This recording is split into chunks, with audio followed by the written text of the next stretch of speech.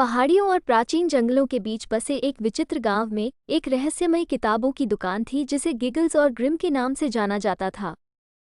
यह अनोखा प्रतिष्ठान गांव के किसी भी अन्य प्रतिष्ठान से भिन्न था, क्योंकि इसमें न केवल पुस्तकों का एक व्यापक संग्रह था, बल्कि एक जादुई आभा भी थी जो हंसी और जादू दोनों की कहानियां बुनती प्रतीत होती थी। गिगल्स और ग्रिम में आपका स्वागत है, प्रिय।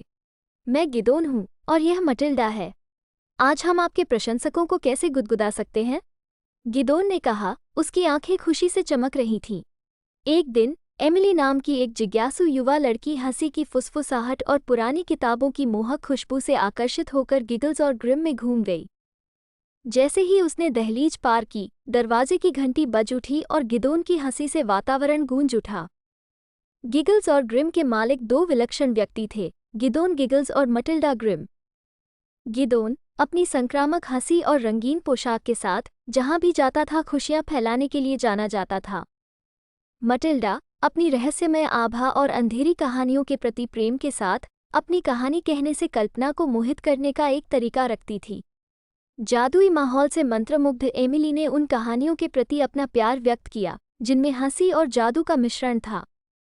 गिदोन एक शरारती मुस्कान के साथ उसे सन की नुक्कड़ तक ले गया, किताबों से भरा एक आरामदायक कोना जो हंसी और जादू के स्पर्श दोनों का वादा करता था। मटिल्डा ने एमिली की जादू की खोज से उत्सुक होकर द जोवियल जेस्ट क्वेस्ट नामक एक विशेष पुस्तक की सिफारिश की। यह एक ऐसी कहानी थी जिसमें हंसी की सनक के साथ रहस्य और जादू का मिश्रण था। जैसे ही एमिली ने पन्ने पलटे, उसने खुद को एक ऐसी दुनिया में पाया जहां विदूषक चुटकुले सुनाते थे, जिससे फूल खिलते थे और पहेलियां जो गुप्त द्वार खोलती थीं। गिदोन ने एमिली की खुशी को देखते हुए कहानी में अपना जादू जोड़ने का फैसला किया। अपने हाथों को हिलाने और हार्दिक हंसी के साथ पात्रों ने सन की नुक्कड़ के चारों ओर नृत्य करते हुए पन्नों से छलांग लगा दी। जोवियल जेस्टर ने खुद एक पैचवर्क लबादा पहना हुआ था और एमिली को गिगल्स और ग्रिम की भूमि की खोज में उसके साथ शामिल होने के लिए आमंत्रित किया। साथ में उनका सामना मजाकिया टिप्पणियों वाले बात करने वाले जानवरों, हंसी मजाक की धूल छिड़कने वाली परियों और एक बुद्धिमान बूढ़े जादूगर से हुआ, जिसने ऐसे जादू किए कि हर कोई हंसने लगा। जैसे जैसे वे कहानी में गहराई से उतरे, एमिली को एहसास हुआ कि जितनी अधिक हंसी उन्होंने साझा की, दुनिया उतनी ही जीवंत और जादुई हो गई। इस बीच मटिल्डा ग्रिम ने सन की नुक्कड़ से निकलने वाली हंसी से उत्सुक होकर साहसिक कार्य में शामिल होने का फैसला किया।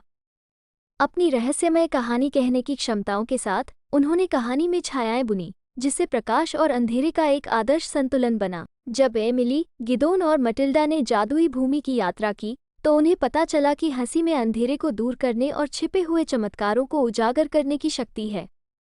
गिगल्स और ग्रिम की भूमि एक ऐसे स्थान में बदल गई जहां आनंद और रहस्य सद्भाव में सह अस्तित्व में थे। जैसे ही कहानी अपने चरम पर पहुंची, एमिली ने खुद को गिगल्स और ग्रिम में वापस पाया। उसके हाथों में किताब साहसिक कार्य के जादू से चमक रही थी। गिदोन और मटिल्डा मुस्कुराए, उनकी आंखों में कहानी के पन्नों के माध्यम से एक और सफल यात्रा की संतुष्टि झलक रही थी। याद रखें, प्रिय, हंसी सबसे जादुई कहानियों को खोलने की कुंजी है, गिदोन ने कहा, जब एमिली अपने साथ मंत्रमुग्ध कहानी लेकर सन की किताबों की दुकान से बाहर निकली तो उसकी हंसी गूंज रही थी।